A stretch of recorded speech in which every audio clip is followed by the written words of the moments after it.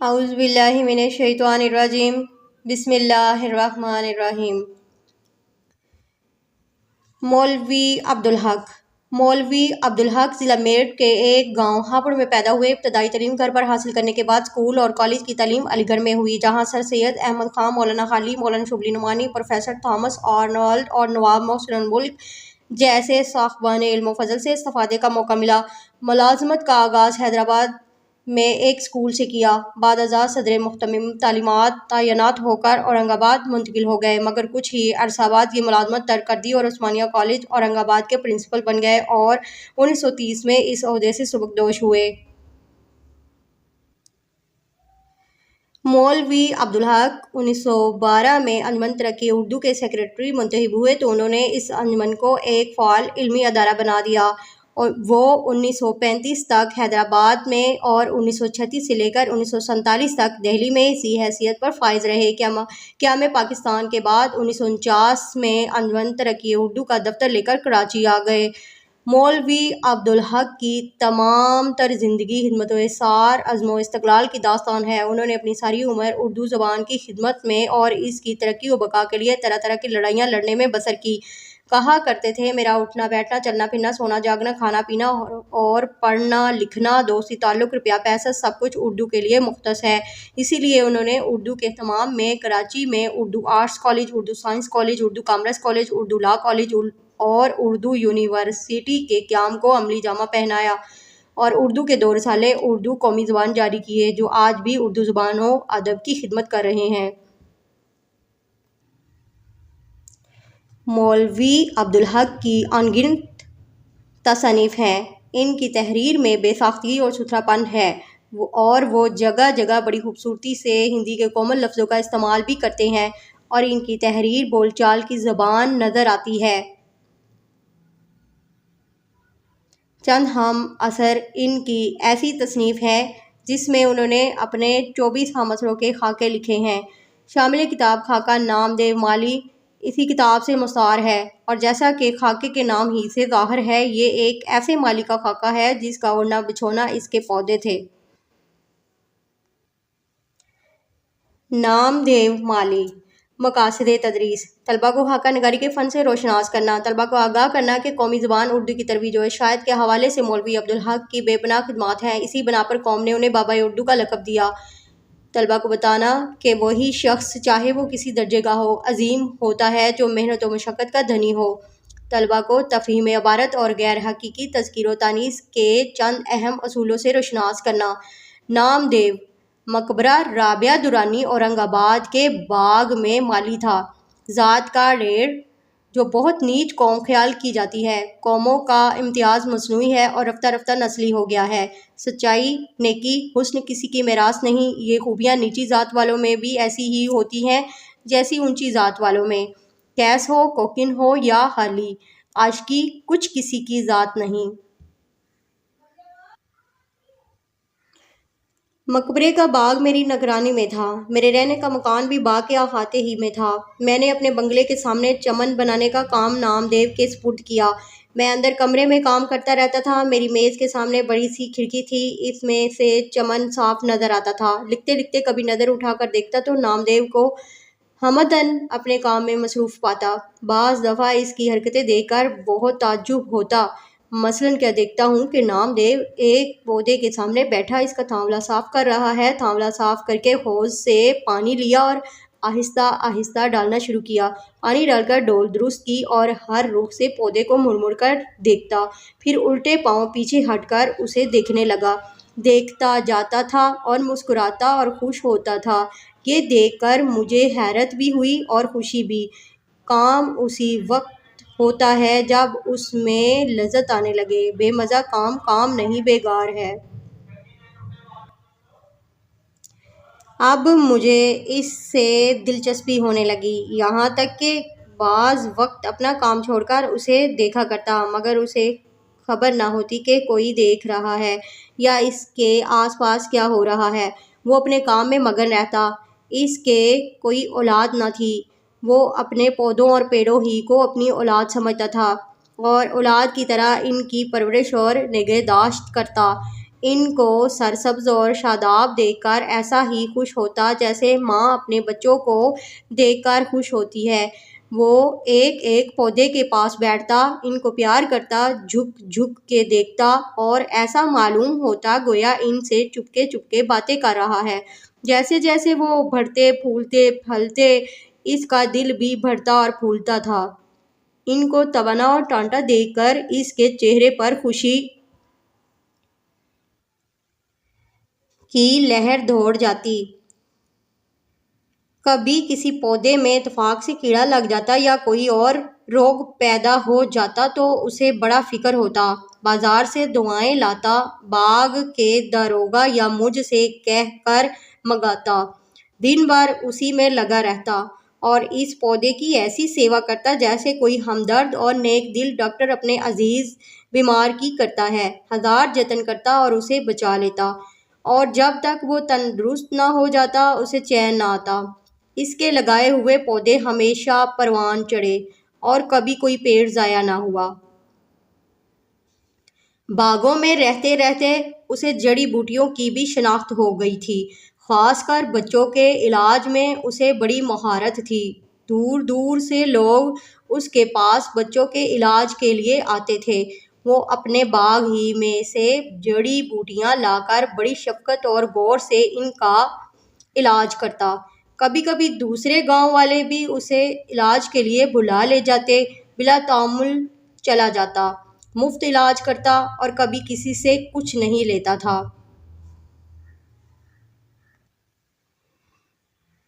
وہ خود بھی بہت صاف ستھرا رہتا تھا اور ایسا ہی اپنے چمن کو بھی رکھتا، اس قدر پاک صاف جیسے رسوئی کا چوکا۔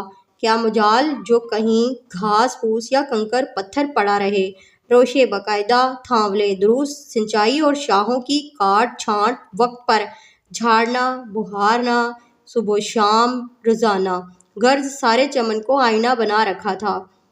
باغ کے داروغہ عبدالرحیم فنیسی خود بھی بڑے کارگزار اور مستعد شخص ہیں اور دوسرے سے بھی کھینچ تان کر کام لیتے ہیں۔ اکثر مالیوں کو ڈانٹ ڈپٹ کرنی پڑتی ہے، ورنہ ذرا بھی نگرانی میں ڈھیل ہوئی، ہاتھ پر ہاتھ رکھ کر بیٹھ گئے یا بیڑی پینے لگے یا سائے میں جا لیٹے۔ عام طور پر انسان فطرتاً کاہل اور کامچور واقع ہوا ہے۔ آرام طلبی ہم میں کچھ مورسی ہو گئی ہے، لیکن نامدیو کو کبھی کچھ کہنے سننے کی نوبت نہ آئی۔ دنیا و مافیا سے بے خبر اپنے کام میں لگا رہتا، نہ ستائش کی تمنا نہ صلے کی پرواہ۔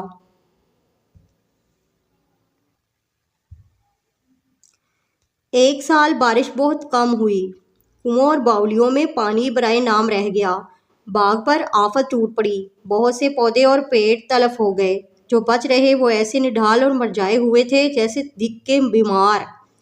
لیکن نامدیو کا چمن ہرا بھرا تھا۔ وہ دور دور سے ایک ایک گھڑا پانی کا سر پر اٹھا کے لاتا اور پودوں کو سینچتا۔ یہ وہ وقت تھا کہ قحط نے لوگوں کے اوسان خطا کر رکھے تھے اور انہیں پینے کو پانی مشکل سے میسر آتا تھا، مگر یہ خدا کا بندہ کہیں نہ کہیں سے لے ہی آتا اور اپنے پودوں کی پیاس بجھاتا۔ جب پانی کی قلت اور بڑھی تو اس نے راتوں کو بھی پانی ڈھو ڈھو کے لانا شروع کیا۔ پانی کیا تھا؟ یوں سمجھیے کہ آدھا پانی اور آدھی کیچڑ ہوتی تھی، لیکن یہی گودلا پانی پودوں کے حق میں آب حیات تھا۔ میں نے اس بے مثل کارگزاری پر اسے انعام دینا چاہا تو اس نے لینے سے انکار کر دیا۔ شاید اس کا کہنا ٹھیک تھا کہ اپنے بچوں کو پالنے پوسنے میں کوئی انعام کا مستحق نہیں ہوتا، کیسی ہی تنگی ترشی ہو وہ تو ہر حال میں کرنا ہی پڑتا ہے۔ جب اعلیٰ حضرت حضور نظام کو اورنگ آباد کی خوش آب و ہوا میں باغ لگانے کا خیال ہوا تو یہ کام ڈاکٹر سید سراج الحسن نواب سراج یار جنگ بہادر ناظم تعلیمات کے تفویض ہوا۔ ڈاکٹر صاحب کا ذوق باغبانی مشہور تھا۔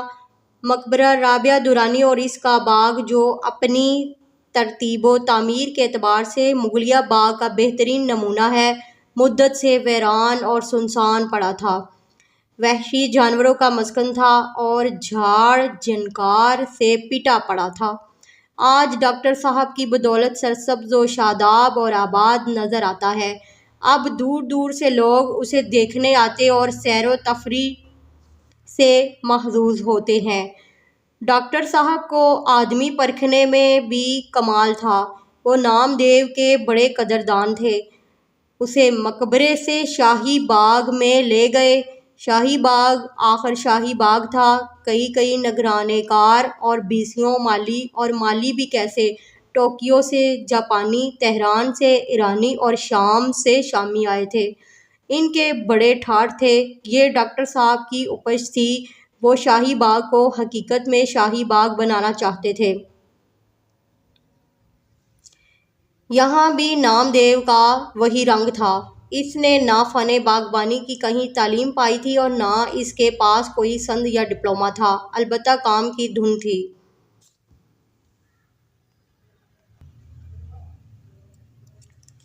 کام سے سچا لگاؤ تھا اور اسی میں اس کی جیت تھی۔ شاہی باغ میں بھی اس کا کام محاکاج رہا۔ دوسرے مالی لڑتے جھگڑتے سندھی شراب پیتے، یہ نہ کسی سے لڑتا جھگڑتا نہ سندھی شراب پیتا، یہاں تک کہ کبھی بیڑی بھی نہ پی۔ بس یہ تھا اور اس کا کام۔ ایک دن نامعلوم کیا بات ہوئی کہ شہد کی مکھیوں کی یورش ہوئی۔ سب مالی بھاگ بھاگ کر چھپ گئے۔ نام دیو کو خبر بھی نہ ہوئی کہ کیا ہو رہا ہے۔ وہ برابر اپنے کام میں لگا رہا۔ اسے کیا معلوم تھا کہ قضا اس کے سر پر کھیل رہی ہے۔ مکھیوں کا غضبناک جھیلڑ اس غریب پر ٹوٹ پڑا۔ اتنا کاٹا کہ بے دم ہو گیا۔ آخر اسی میں جان دے دی۔ میں کہتا ہوں کہ اسے شہادت نصیب ہوئی۔ وہ بہت سادہ مزاج، بھولا بھالا اور منکسر مزاج تھا۔ اس کے چہرے پر بشاشت اور لبوں پر مسکراہٹ کھلتی رہتی تھی۔ چھوٹے بڑے ہر ایک سے جھک کر ملتا۔ غریب تھا اور تنخواہ بھی کم تھی، اس پر بھی اپنے غریب بھائیوں کی بساط سے بڑھ کر مدد کرتا رہتا تھا۔ کام سے عشق تھا اور آخر کام کرتے کرتے ہی اس دنیا سے رخصت ہو گیا۔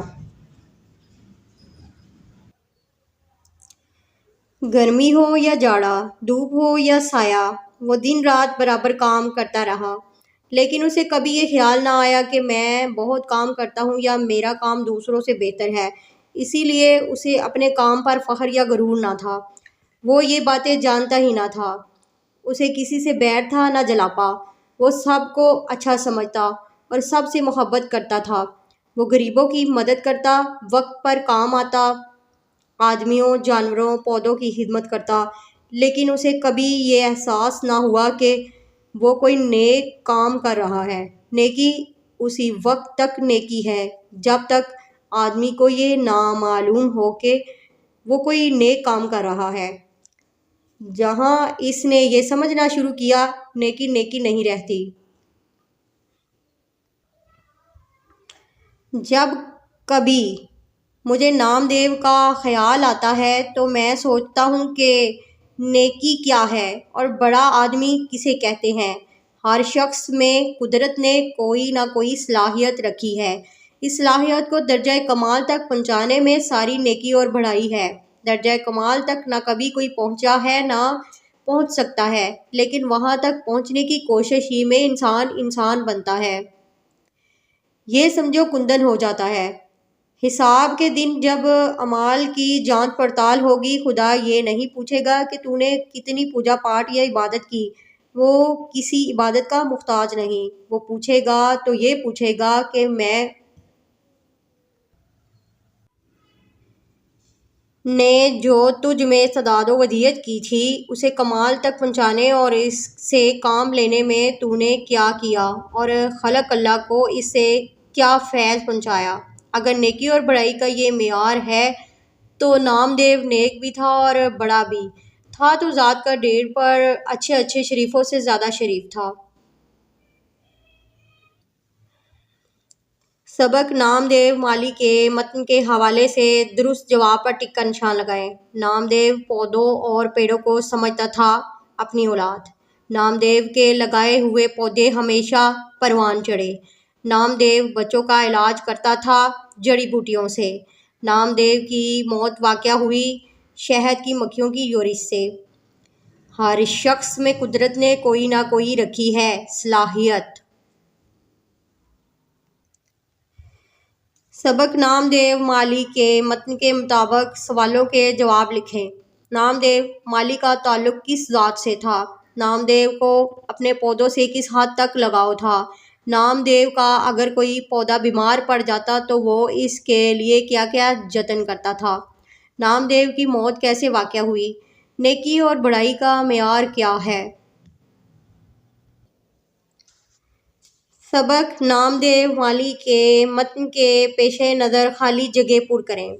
کام اسی وقت ہوتا ہے جب اس میں لذت آنے لگے، بے مزہ کام نہیں بیگار ہے۔ اس کے لگائے ہوئے پودے ہمیشہ پروان چڑھے اور کبھی کوئی پیڑ ضائع نہ ہوا۔ باغوں میں رہتے رہتے اسے جڑی بوٹیوں کی بھی شناخت ہو گئی تھی۔ اپنے بچوں کو پالنے پوسنے میں کوئی انعام کا مستحق نہیں ہوتا۔ ایک دن نامعلوم کیا بات ہوئی کہ شہد کی مکھیوں کی یورش ہوئی۔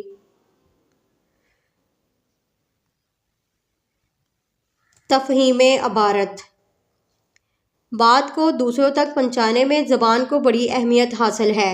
امتحان میں طلبہ کی زبان دانی کا جائزہ لینے کے لیے کسی تحریر کا اقتباس اور اس کے آخر میں چند سوالات دیے جاتے ہیں، جس کا مقصد یہ ہوتا ہے کہ اس تحریر کے مفہوم کو کس حد تک سمجھتے ہیں۔ اس ضمن میں چند باتیں ہمیشہ مد نظر رکھیں۔ عبارت کے نفس مضمون کو سمجھنے کی کوشش کریں۔ سوالوں کے جوابات عبارت کے مجموعی تاثر کے پیش نظر دیں۔ جتنا سوال پوچھا گیا ہے اتنا جواب دیں۔ جواب اپنے الفاظ میں لکھیں اور عبارت آرائی سے گریز کریں۔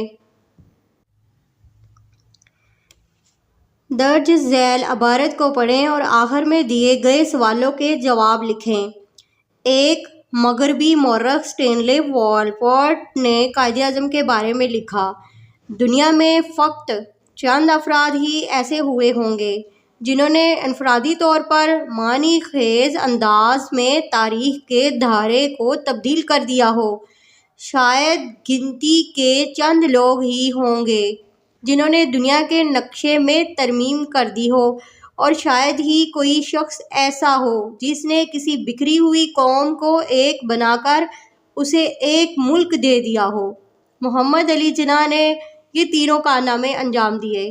قائد اعظم کی مسلسل جافشانیوں کے بعد بالآخر حکومت برطانیہ اور کانگریس نے 3 جون 1947 کو مسلمانوں کی علیحدہ مملکت کا مطالبہ تسلیم کر لیا، اور اسی روز قائد اعظم نے آل انڈیا ریڈیو سے اپنی تقریر میں مسلم لیگ کے نقطۂ نظر کے ساتھ پاکستان زندہ باد کے الفاظ کا اعلان کر دیا۔ اس طرح 14 اگست 1947 کو مملکت خداداد پاکستان وجود میں آ گئی۔ قوم نے اپنے عظیم محسن کی گراں قدر خدمات کے اعتراف کے طور پر انہیں قائد اعظم اور بابائے قوم اور ان کی بہن فاطمہ جناح کو، جو جدوجہد آزادی میں اپنے بھائی کی شریک کار تھیں، مادر ملت کے القابات دیے۔ سوالات: معروف مغربی مورخ اسٹینلے والپورٹ نے قائد اعظم کے بارے میں کیا لکھا؟ قائد اعظم نے پاکستان زندہ باد کے الفاظ کا استعمال کب کیا؟ مملکت خداداد پاکستان کب وجود میں آئی؟ قوم نے قائد اعظم کی بہن محترمہ فاطمہ جناح کو کیا لقب دیا؟ اس تحریر کا ایک عنوان تجویز کریں۔ تذکیر و تانیث: اردو میں اسم کی صرف 2 جنسیں ہیں، مذکر اور مؤنث، یعنی ہر اسم چاہے جاندار کے لیے ہو یا بے جان کے لیے، یا تو مذکر ہوگا یا مؤنث۔ اردو میں مذکر سے مؤنث اور مؤنث سے مذکر بنانے کے کوئی حتمی اصول نہیں، اور عام طور پر لفظوں کی تذکیر و تانیث زبان دان لوگوں کے ذریعے اور چلن کی بنیاد ہی پر معلوم ہوتی ہے۔ تاہم قواعد جاننے والوں نے اس کے کچھ قاعدے قانون بھی بنائے ہیں۔ ان میں سے غیر حقیقی اسموں کی تذکیر و تانیث کے چند اصول یہ ہیں: سوائے جمعرات کے تمام دنوں کے نام مذکر ہیں۔ منٹ، گھنٹہ، دن، مہینہ، سال مذکر ہے، البتہ رات مؤنث ہے۔ پہاڑوں، پتھروں اور ان کی تمام قسموں کے نام مذکر بولے جاتے ہیں۔ شہروں اور ملکوں کے نام مذکر ہیں۔ تمام دریاؤں کے نام مذکر، البتہ ندیوں کے نام مؤنث بولے جاتے ہیں۔ تمام ستاروں اور سیاروں کے نام مذکر بولے جاتے ہیں۔ تمام زبانوں اور نمازوں کے نام مؤنث بولے جاتے ہیں۔ بول چال کی زبان میں ان الفاظ کو مذکر بولا جاتا ہے: بے ہوش، درد، نسخہ، پرہیز، عیش، فوٹو، اخبار، لالچ، تار، لفافہ، خط، ٹکٹ، کارڈ، مرض، مزاج، علاج، مرہم، ماضی، انتظار، کلام، ارتقا۔ ان الفاظ کو مؤنث بولا جاتا ہے: زبان، دوا، بھوک، پیاس، ترازو، کرسی، راہ، گھاس، سرسوں، کیچڑ، پتنگ، سائیکل، چھت، دیوار، آواز۔ درج ذیل اسماء میں سے مذکر اور مؤنث الگ الگ کریں: مقبرہ مذکر، قوم مؤنث، کھڑکی مؤنث، بات مؤنث، پیڑ مذکر، مہارت مؤنث، باغ مذکر، مکان مذکر، پانی مذکر، سوگ مذکر، جڑی بوٹیاں مذکر، علاج مذکر، مالی مذکر، میز مؤنث، پودا مذکر، جتن مذکر، شناخت مؤنث، بارش مؤنث۔ درج ذیل اقتباسات کی تشریح کیجیے۔ تشریح سے پہلے مصنف کا نام اور سبق کا عنوان بھی لکھیے۔ وہ اپنے ایک ایک پودے کے پاس بیٹھتا